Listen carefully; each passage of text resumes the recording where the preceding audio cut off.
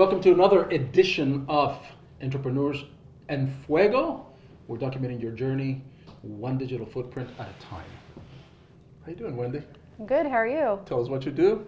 Tell us everything about you. Oh, that would take too much time. And bore you to tears. Don't worry. No, that's one thing that we're not going to be is bored with your story. So Okay. tell us a little bit about yourself. Well, I moved to the Valley about 11 years ago. Okay. From all over. For the most recent, from San Diego. So my company. Whoa. What? You were living in paradise? Couldn't afford it, had a whole bunch of teenagers. So my job transferred me out here, and I've been here ever since. I gave up on the corporate world about 2 years ago. What made you give up on that? I was in mortgages for 25 years, and I was just tired of the industry. And the whole spectrum, A to Z? I did mostly underwriting, and I ran their operations centers. So I did all the. They being who? I had several different companies that I worked with. The most recent was one that just transferred out here from Detroit. So right. I was.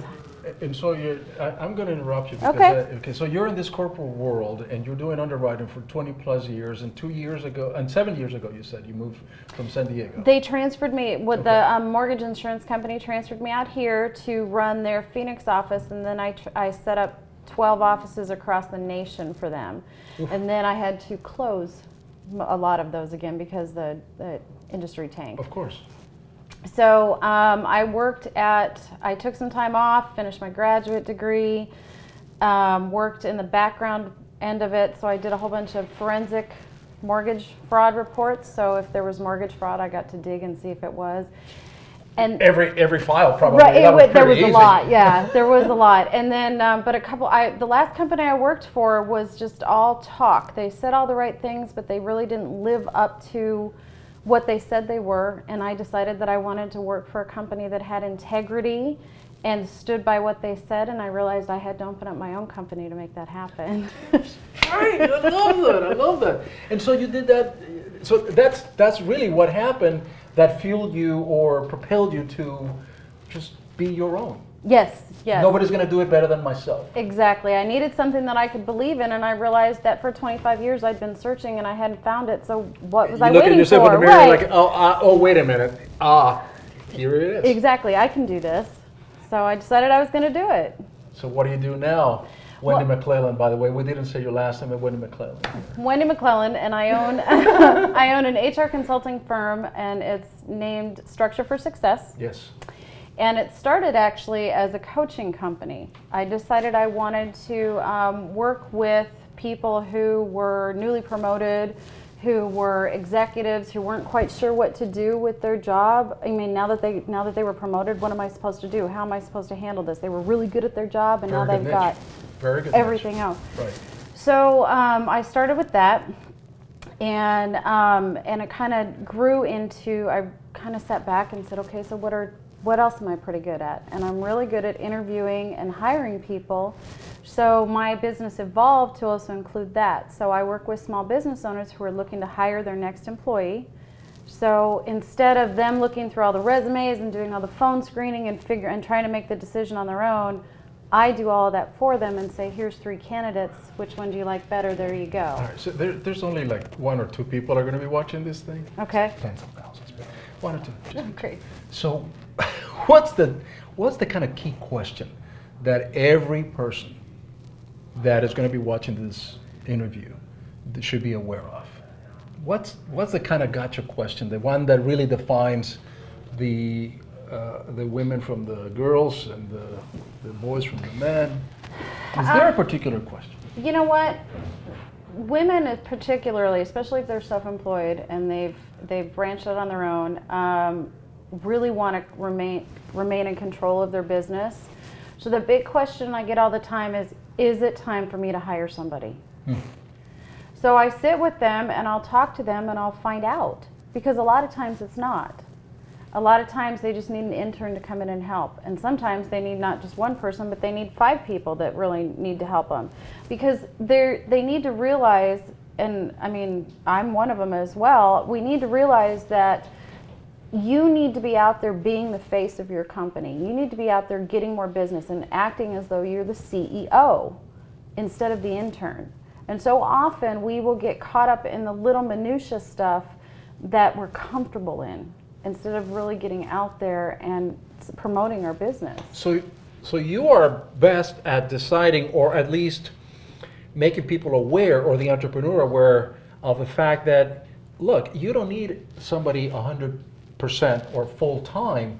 You just need somebody with a little bit of a specialty come in and assist you, and then they can be gone as independent contractors, as interns, as however you want to define them. Exactly, and I can help that. And there's some businesses that don't need that. They need the assistant controller, they need the project manager, they need that.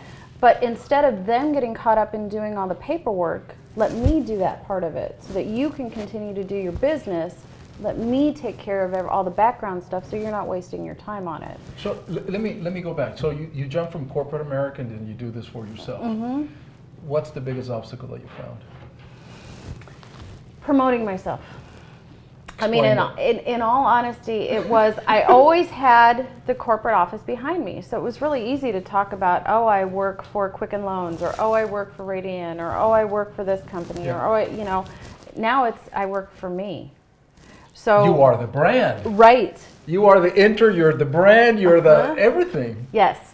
So really feeling as though you are capable of selling that. I'm very, very good at what I do, and I know my skills, but promotion is not one of them. So talking about myself and saying, okay, so this is what my company can do for you, and this is how we can help you, has really been a struggle for me.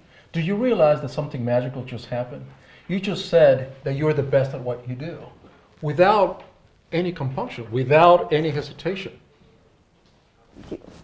It took me a long time to get to that point, though, because you always have the voice in your back of your head, the naysayer that's like, really, should you be saying that, or should you? But it takes a lot of self-awareness to be self-employed. So somebody that is in corporate America right now, or is going to start their own business, is that the advice that you would give them? Is don't be afraid of promoting yourself?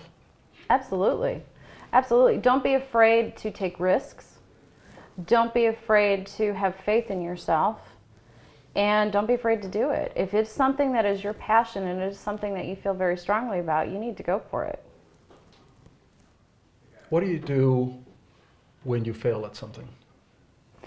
You learn something from it, and you pick yourself up and you dust yourself off and you say, okay, well, I'm not doing that again, and you move forward. How long, Wendy, do you allow yourself to sulk and to be, I don't. It's funny, I'll set, literally it's like 5 minutes. Okay, you can beat yourself up for 5 minutes. As soon as the kitchen timer goes off, you're done. You've got to move past it. Mm-hmm. It has to be, you cannot spend days and weeks beating yourself up over it, because you're not going to learn anything from it, and it's going to hold you back. What is your biggest challenge right now?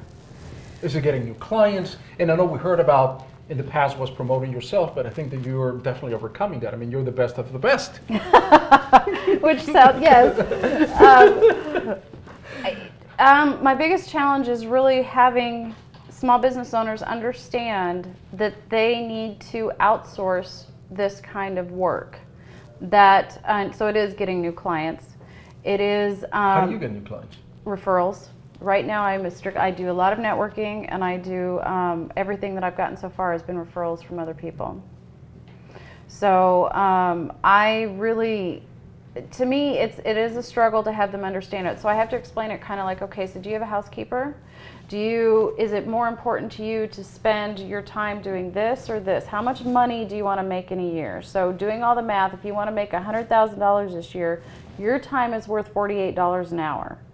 So if you have something that costs less than $48 an hour, you need to outsource it, because you need to be out there doing income producing activities that's going to bring in more business for your company. So let me do this, and that's a win-win for both of us, because my company then has another client, and you're out there being able to promote your business and do what you do. The toughest experience that you've had, what is it? The biggest obstacle that you saw that kind of made you... it was a career coaching client that I was working with, and we tried everything, and I could just not help them because they would not help themselves. So I had to fire them as a client. Is that the biggest obstacle then that you find in your business, is the fact that because of your expertise, you see the value, you see the answer is right there. And it's convincing the other person that, dude, this is the best thing for you. Trust me. I've seen this case a million times. And they just don't believe you. No, that's it exactly. Because it's kind of like, especially being an uninterested third party. So you're back and you can kind of see everything, see the big picture, and it's just kind of like, it's so obvious to me. And trying to then phrase it so that they understand it, or so that they all of a sudden the light bulb goes off for them, and then really to have them acknowledge that they have to do the work. I'm not going to fix it for them. I can see it and I can tell them how to fix it, but they really need to do it. And then to have them actually follow through with that can be a big challenge. So especially because you can see it all, like you were saying, you know, and it's just kind of like, okay. you get that moment where you're like, just do it. Exactly. Get it done. Right. Just do what I said. Kind of like dealing with teenagers, right? I told you, just do it. Where do you want to go? We're going to be watching this thing in about 3-5 years from now. And we're going to go, okay, this is what I said 3-5 years ago where I wanted to be. And we're going to have that, you know, that moment where, you know, where are they now type of thing. Okay. So where are you going to be in about 3-5 years? In 3 to 5 years, I want structure in my business, structure for success, to have several different teams. And one of them, we just opened up our communications team. And so they can, you know, write people's blogs. They can help you with your LinkedIn profiles. Very important. They can do anything. They can do your newsletters, that type of thing. And where I want to be is, not only do I want the different teams for structure, but I want to have my leadership book out. I want to be able to share my knowledge with the entrepreneurs and the small business owners out there, and kind of help them by writing a book. And I'm very practical and pragmatic, so it's going to be one of these really easy step checklist type things. All right, so this is the perfect segue. You see, I planned this, you see. This is the perfect segue for what I'm going to give you. Okay. Which is for being a guest of Entrepreneurs and Fuego, we're going to give you a 30-day membership here at the office pile. Wonderful. We're like, I don't know, like $1,235.39. No, I don't know. This is worth something. Round it up.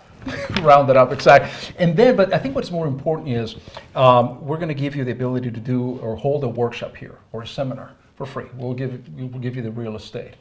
But to teach entrepreneurs the value of your service, the value of being able to let go a little bit and get help, which is so difficult for us. But it's very difficult for anyone, especially women business owners, to ask for help because they see it as a weakness, and it's not. So wait a minute, I got another. So is it harder for men to ask for help, or is it harder for women to ask for help? I think it's harder for women to ask for help because we see it as a weakness. If I have to ask for help, then that means I can't do it myself. I need to be able to do everything myself, right? Men are more like, well, I don't either want to take the time to do that, or I know I need to outsource this or whatever. I think women have a harder time letting go of the control. Really? And asking. I would have said men. I would have failed that question. Yeah. Oh. I would have failed that test. Well, in my experience, let me phrase it that way. It's been the women. You are the expert. You said to me about 7 minutes ago, I am the best of the best of the best, and because I am the best, so I gotta go All right. with you. But I will definitely use that for a workshop. Would be great. Yeah. Please use it. And if you don't need the membership, just give it to somebody that will take advantage of this. Thank you. And with that, check this out. I do this with style because I've done this a lot of times. Okay. Because I'm a pro at this. We're out.